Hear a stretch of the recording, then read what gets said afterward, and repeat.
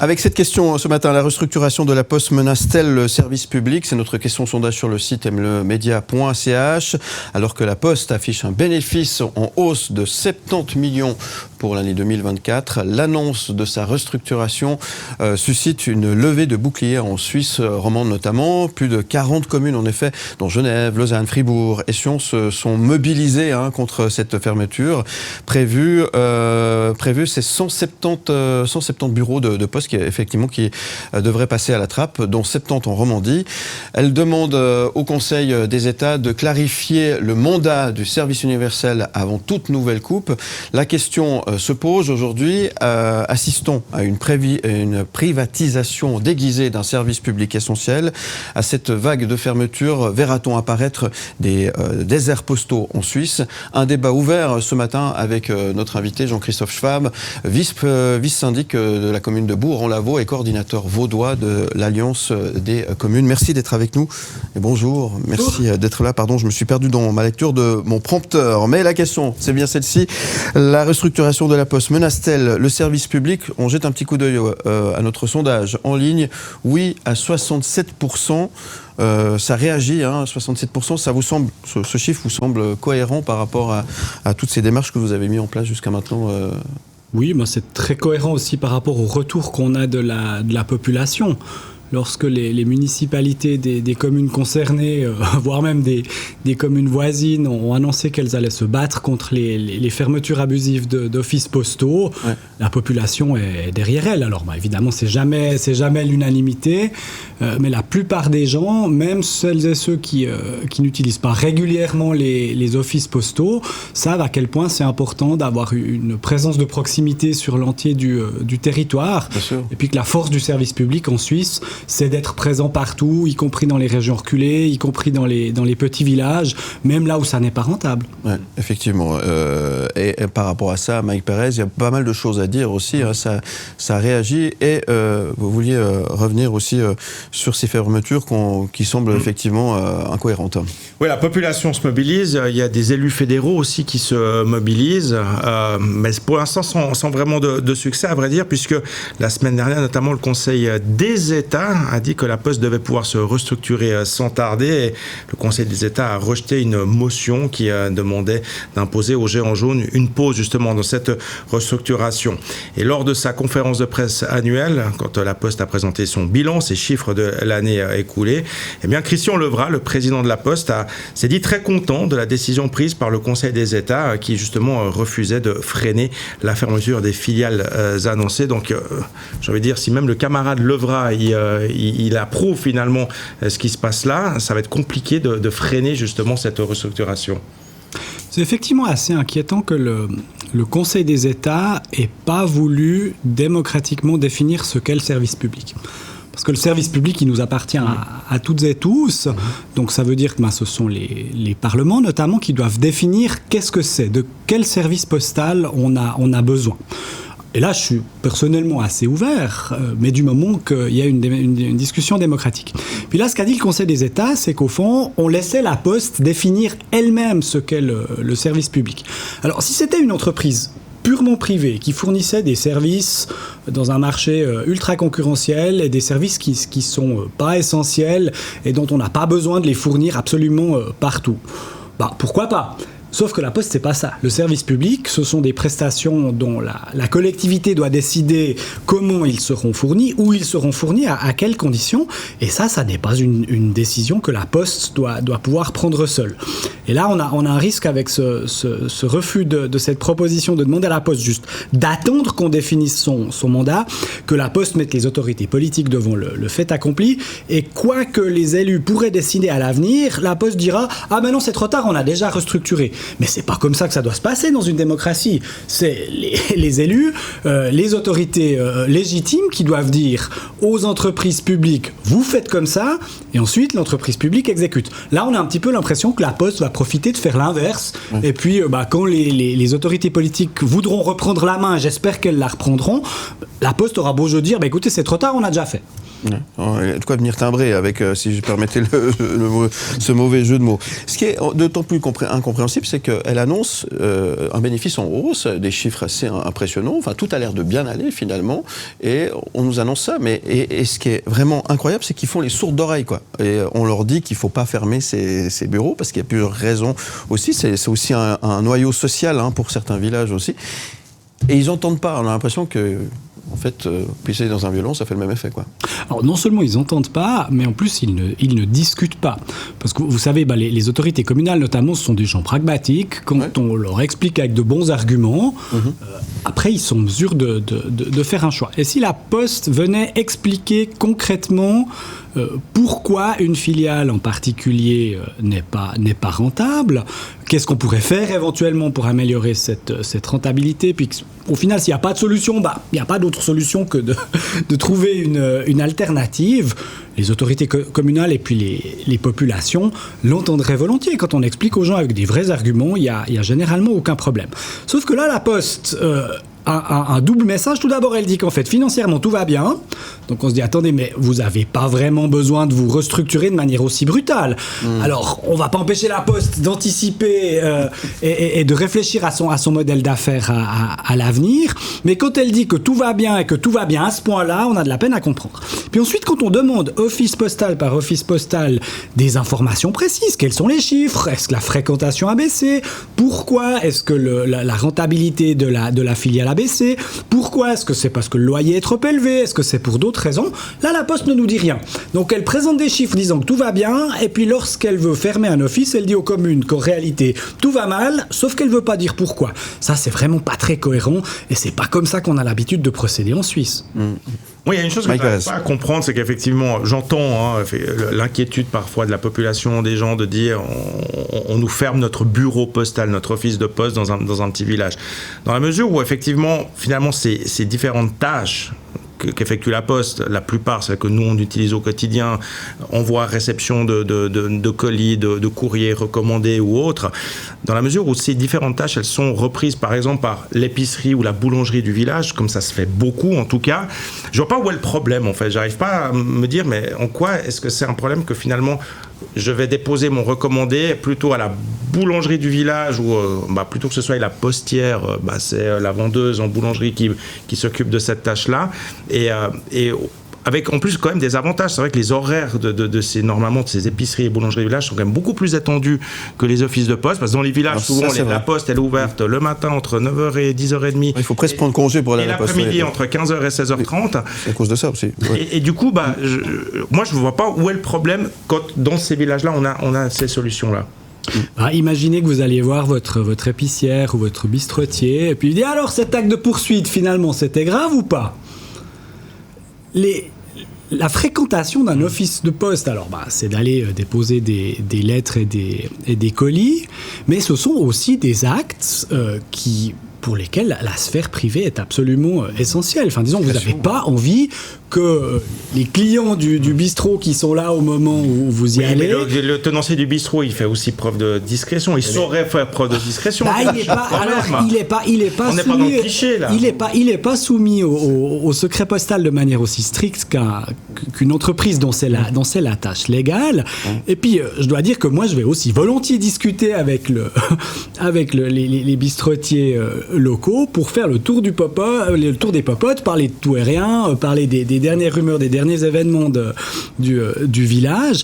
Et ça n'est évidemment pas compatible avec le fait de traiter des envois qui peuvent avoir une importance cruciale pour les gens. Il n'y a pas que les actes de poursuite. Quand vous allez retirer un recommandé, quand vous apportez un recommandé, c'est rarement pour le plaisir. Excusez-moi, la polyvalence, elle a des limites, Mike. Non, mais c'est vrai, à un moment donné, et puis je te vends encore une assurance après... alors ça, c'est ce qui se fait dans les bureaux de poste actuellement. C'est effectivement... Cette polyvalence, à un moment donné... Moi, je me mets à la place des jeunes aussi. Tu vends un métier, il y a une polyvalence qui à un moment donné, c'est stop quoi. Tu vois, ça va trop loin à un moment donné aussi. Et alors oui, on était habitué avec les bureaux de poste, bien sûr. Le monde change. On voit bien qu'il y a des changements. On voit bien que le volume des lettres a diminué de moitié, que la transaction au niveau de la monnaie, du cash a diminué, je crois, d'un tiers. Je ne sais plus le chiffre. En tout cas, plus de la moitié. On voit bien qu'il y a un problème avec la Poste. Mais là, moi, cette polyvalence, non, à un moment donné, je me mets à la place de ces gens-là. Ils vendent de la chocolatine, ensuite ils vendent, ils ramassent du courrier A, après ils vendent une assurance. Enfin, moi, c'est bon, quoi. Il répare une voiture. Non, mais pas la boulangerie du coin, la boulangerie du village. Ils vendent des petits pains et un recommandé. Mais ils te vendent pas une assurance. Tu sais, qu'au guichet de poste, on te vend des assurances, des téléphones portables, des abonnements de téléphones portables et ça montre que le débat, et des stylos. Ouais, ça fait bon. Le débat sur les prestations de la Poste, est-ce qu'elle doit avoir des prestations annexes? Moi, ça m'agace aussi quand on me propose des assurances ou des abonnements de téléphone. C'est un débat qui est très important et je pense qu'on doit le mener. Mais on doit le mener démocratiquement et on doit le mener avant de laisser la Poste changer elle-même son mandat de service public. Si le Conseil des États, la semaine passée, avait dit OK, on va discuter du mandat de la Poste, et puis qu'ensuite le résultat de cette discussion, c'est un nouveau mandat de service public qui, moi, ne me convient pas. Mais moi, je suis démocrate, je m'incline. Il y a une discussion démocratique par des gens qui ont été élus. Non, c'est le boulot de faire ce genre de discussion. Et puis, si à la fin, ils prennent une décision qui me plaît pas, alors en tant que Suisse, j'ai peut-être la possibilité de lancer un référendum. Mais si au final, c'est accepté, encore une fois, je suis démocrate, je m'incline. Sauf que là, c'est l'inverse qui se fait. C'est la Poste qui détermine elle-même. Est-ce qu'elle va se mettre à vendre des assurances, des sugus? Est-ce qu'elle va retarder le courrier A? Est-ce qu'elle va introduire un courrier C? Est-ce qu'elle va fermer un office de poste pour des raisons X ou Y? Elle ne nous dit, pas pourquoi elle le fait, et deux, ça reste une entreprise publique qui a un monopole public, qui a des tâches publiques, donc cette décision-là, elle doit d'abord être prise par les élus avant de laisser la Poste faire ce qu'elle veut. Et on va continuer de débattre dans un instant, et on vous invite à continuer à répondre à cette question, la restructuration de la Poste menace-t-elle le service public selon vous? Ça se passe sur le site mlemedia.ch. On revient juste après la pause pour continuer ce débat, justement. À tout de suite. Ni pour, ni contre, bien au contraire.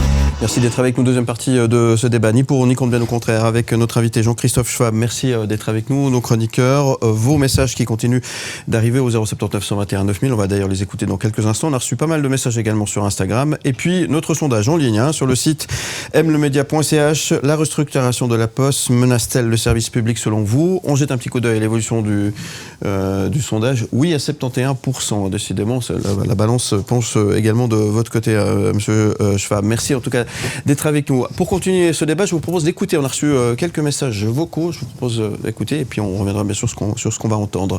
Merci d'ailleurs pour ces messages reçus au 079 121 9000. Bonjour Le Média. Il faut arrêter cette structuration idiote de la Poste. Faire des économies au détriment des clients, c'est honteux. La Poste doit maintenir sa mission de proximité. Les personnes âgées qui ont l'habitude d'aller à leur guichet de poste, qui n'ont pas de véhicule et qui vont se retrouver obligées d'aller dans les grandes villes pour aller retirer leurs recommandés ou bien livrer les colis, etc., ça va devenir très compliqué. Ouais, ça c'est une question qui revient effectivement. Est-ce que la Poste finalement c'est que pour les vieux ? Non, alors il se trouve, je suis plus si jeune à force, mais disons, moi j'y suis quand même allé pas plus tard que hier. Moi aussi. De temps en temps, il faut y aller pour toutes sortes de choses plus ou moins utiles, mais c'est vrai que la cohésion sociale, c'est un des enjeux majeurs du service public, et le fait que les personnes d'un certain âge qui ont des difficultés à se déplacer, qui ont des difficultés à utiliser les outils numériques, on doit penser à elles. C'est évident. Alors, peut-être que d'ici 50 ou 60 ans, on se posera la question de manière complètement différente. Mais posons-nous la question au bon moment. Ouais. Et aujourd'hui, le fait que des personnes aient besoin de ne pas aller trop loin pour avoir des services essentiels, même si c'est qu'une fois par mois, 2 fois par an, peu importe. Le service public, ce sont des services essentiels qui doivent être distribués sur tout le territoire, peu importe qu'ils soient rentables ou pas. Alors c'est vrai qu'en ce moment, la Poste privilégie sa rentabilité au détriment de sa clientèle. D'ailleurs, on le voit dans ses résultats financiers. C'est sa stratégie, mais pour moi, ça ne doit pas être la stratégie d'une entreprise du service public. On a reçu quelques messages sur notre compte Instagram. Virgile, je te laisse nous faire la lecture de ces messages reçus. Oui, nous avons Jean-Michel qui est assez déterminé. Je vais vous dire une chose, la poste c'est l'âme de nos villages. Quand elle ferme, c'est un pan de la vie locale qui disparaît. Il nous parle de rentabilité, mais quand un service public commence à compter les centimes au lieu de penser aux citoyens, c'est qu'il a perdu son âme. Nous avons également Sonia qui s'interroge. Internet, mais vous croyez que tout le monde sait l'utiliser? Moi j'ai besoin de mon bureau de poste, de quelqu'un qui m'aide, qui m'explique. Je veux pas une machine, je veux une personne. Si on ferme tout, qu'est-ce qu'on fait des gens comme moi? On nous oublie, c'est ça? Point d'interrogation. C'est utiliser Instagram en tout cas. Et puis, et Alex qui nous dit, on nous dit que la poste doit s'adapter très bien, mais pourquoi ce sont toujours les employés, les citoyens qui trinquent? Les dirigeants, eux, ils s'adaptent bien aux bonus et aux primes, pas vrai? Voilà. On sent que c'est. En fait, j'aurais pas eu besoin de venir. Vous avez qu'à lire et passer les. C'est un plaisir de vous avoir avec nous. C'est exactement ce que moi je dis. C'est exactement ce que disent les autorités communales qui se battent pour leur poste et les élus de tous bords politiques qui demandent à la Poste de se calmer un petit peu avec les restructurations. Il n'y a pas meilleure argumentation que le cri du cœur des vrais gens. Est-ce qu'on assiste finalement à une privatisation déguisée de la Poste? Oui, parce qu'au fond, on prépare un petit peu la Poste à ne plus réfléchir que comme une entreprise privée. Pour une entreprise privée, c'est normal de vouloir faire du bénéfice. Enfin, disons, c'est sa raison d'être. Et pour ça, il faut être rentable. Et quand il y a une prestation qui est pas assez rentable, eh ben, une entreprise privée est libre de faire comme elle veut. En revanche, une entreprise qui a un mandat de service public, qui a un monopole public, alors même s'il est plus énorme sur les lettres, il existe quand même, eh bien, on doit appliquer d'autres critères de décision, d'autres critères de contrôle démocratique. Et moi, je crains que d'ici quelques années, à force que les gens voient que la Poste se comporte uniquement comme une entreprise privée avide de profit et pas disposée à servir la population, qu'au final, qu'on la garde en main publique ou pas, les gens s'en ficheront et ce sera un très bon argument pour la privatisation, malheureusement. Alors, ce à quoi moi je serais toujours opposé. Et cette mobilisation des communes romandes, pourrait-elle faire changer les choses? Est-ce qu'on peut espérer ou là la messe est dite? C'est un peu compliqué. Vous savez, moi j'ai quand même une longue expérience syndicale, puis il y a un dicton qui est toujours valable: celui qui se bat peut perdre, mais celui qui renonce de se battre a déjà perdu. Et là, moi j'ai été d'abord estomaqué de voir l'engouement à la fois des autorités, mais aussi de la population pour nous soutenir dans notre combat. C'est qu'on a vraiment touché une corde sensible et qu'on défend une cause juste et légitime. Et je suis persuadé que si les communes continuent à se mobiliser, elles arriveront à sauver ce qui peut l'être. Alors, il faut être un petit peu optimiste. C'est clair que ce sera pas facile. Maintenant, si on avait dit tout de suite, ok, tant pis, au revoir, la semaine prochaine, les offices seraient fermés et on n'en parlerait plus. Donc, le simple fait d'avoir amené ce débat sur la place publique, et puis on voit bien, la Poste, ils sont très embêtés quand ils doivent se justifier, parce qu'ils n'ont pas grand-chose pour se justifier, en réalité. David Letard. On voit bien avec la Poste, c'est une histoire d'amour, de non-amour aussi entre les gens, la population et les offices. C'est profond, il y a beaucoup d'émotions. Mais je crois qu'il y a une nouvelle loi sur la Poste qui pourrait entrer en vigueur en 2030. On parle de ça, c'est juste?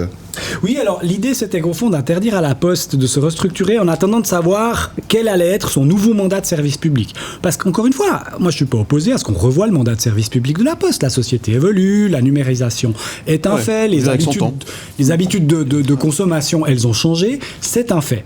Mais disons de restructurer avant de savoir ce qu'on va devoir faire, ce que les autorités politiques vont nous donner comme mandat, c'est complètement absurde. Pire, moi je pense que dans quelques années, la Poste va regretter de ne plus avoir un réseau de proximité. On sait que le contact direct avec la population, on sait que la proximité avec les gens là où ils se trouvent, c'est inestimable. Et si d'ici quelques années, la Poste dit « Ah ben zut, on aurait mieux fait de ne pas abandonner nos offices et puis on veut reconstruire un réseau de proximité », ils y arriveront jamais. Et je pense que là aussi, il y a une décision entrepreneuriale qui à mon avis, erronée. En tout cas, en l'absence d'autres éléments. Mais comme la Poste a toujours refusé de nous donner ces éléments, on peut même pas juger de la pertinence de sa stratégie. Il y a un mot qui a été utilisé disais dans les messages qu'on a reçus, que Virgile a lu tout à l'heure, c'est l'âme d'un village, c'est important ça finalement, on a tendance à l'oublier ça aussi. Oui, les lieux de rencontre, ça fait l'âme d'un village parce que c'est là où les gens se voient, c'est là où les gens vont. Alors, c'est pas forcément une poste, ça peut être un petit commerce, ça peut être un bistrot, mais on voit dans la plupart des villages, quand il en reste plus qu'un, puis qu'ils décident de fermer, tout d'un coup, il n'y a plus rien.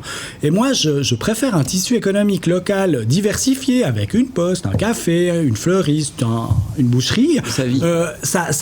Ça vit des échanges, ça vit des rencontres. Et puis les gens, ils se rendent pour faire leurs courses dans les villages. Alors, pour acheter ce dont ils ont besoin, bien sûr, mais aussi pour voir d'autres gens, pour avoir des contacts sociaux, pour sentir la vie locale, pour être tenu au courant des dernières rumeurs et des dernières nouvelles locales. Et lorsqu'on enlève un de ces éléments, peu importe que ce soit la poste, le commerce ou le bistrot, c'est un peu de l'âme de chaque village, de chaque quartier qui disparaît. On a besoin, c'est vital. Oui, ouais. C'est vital. On a vu, même avec l'essor du numérique, du commerce en ligne, etc., les gens ont besoin de contacts sociaux, ils ont besoin de contacts sociaux de proximité, et quand il n'y en a plus, ça leur manque. Alors par rapport à la Poste, on fait ce dernier tour de table, le mot de la fin vous appartient. Qu'est-ce qui va se passer là concrètement par rapport aux décisions qui ont été prises finalement, qu'est-ce qui se passe là ?